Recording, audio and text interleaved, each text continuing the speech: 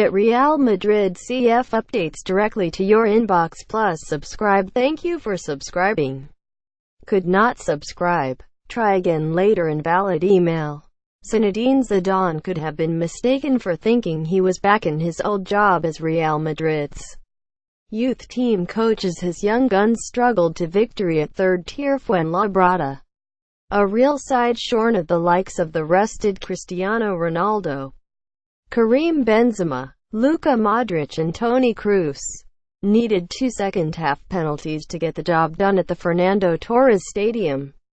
Marco Asensio and Lucas Vazquez converted from the spot, but this was a far from convincing performance by many of those hoping for a more prominent role in Zidane's normal starting 11. An unsatisfactory night for the visitors was summed up 2 minutes from time when debutant Jesus Vallejo's late lunch was punished with a straight red card. Vallejo. Most of Real's reserves on show should, though, get another shot in the second leg of this Copa del Rey last 32 tie in what will be little more than a formality back at the Santiago Bernabeu in a month's time. 1. Farcical format. Image. Getty Images. Europe. Another year. Another week of Copa del Rey first leg ties that did little more than waste most players, coaches and fans' time. The seeded draw whereby the sides lowest in the league ladder are drawn against those in European competition is designed to hand the little guys some much-needed cash and a shot at the big time. In reality, it only succeeds in lopsided ties, often with meaningless second legs and supporters feeling shortchanged. Image. Rex. Shuttershock. How is this for a cast of characters not even included in Real's squad?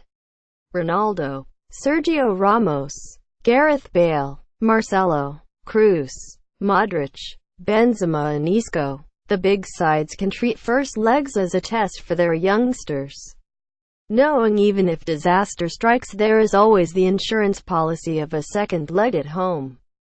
2. Madrid's depth not all it seems. Image. Rex. Shuttershock. Back-to-back Champions Leagues followed by convincing victories of Barcelona and Manchester United in Spanish and European Super Cups in August had many proclaiming this Madrid squad as arguably their deepest ever.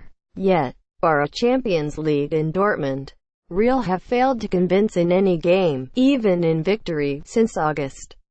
The recruitment of Hernandez and Dani Ceballos, allied to the return of Marcos Llorente and Borja Mayoral, added fresh blood and fresh legs to an already young squad. However, those four showed why they have struggled for minutes with the first team and why Real's squad may actually be the poorer for the loss of Pepe, Danilo and Alvaro Morata. 3. Really Spanish. Image. Rex. Shuttershock. The presence of Theo Hernandez prevented Zidane from naming a Real Madrid starting 11 of players born in Spain for the first time in 21 years. Hernandez, though, has spent the vast majority of his 20 years in Spain after his footballing father Jean-François joined Atletico Madrid and the family settled in Spain. Indeed, the lighting quick left-back could even line up for Spain at the World Cup, as he has made a come and get me plea to Julian Lopetegui as his frustration at being overlooked by France boss Didier Deschamps grows. 4. Lucas losing his place. Image. Rex. Shuttershock. A triumph of sweat over skill. Vazquez played a huge role in Zidane's first 18 months in charge, often making the most of Bale's absence through injury to hold down a regular place in the side. What Vazquez lacked in star power, he made up for in offering defensive balance and stretching the play on the right as the only natural winger in the squad. However, Isco's sensational form and the rise of Marco Asensio has left Vazquez in the shade this season, with just 3 starts in La Liga and none in the Champions League. And despite slotting away his side's second penalty, this display did little to further his case for more game time, as he was routinely bullied out of Possession by Fuenlabrada's hungry underdogs. 5. Curious case of Fernando Torres. Image. Reuters. Have you heard about the stadium named after a current player that never played for that club?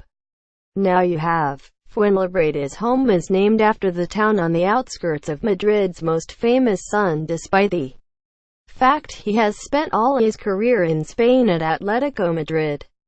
On Wednesday, Torres equaled Luis Aragonés's record for most Atletico appearances on 368. The way he has been playing of late, though, a drop down to Segunda B might be more his level.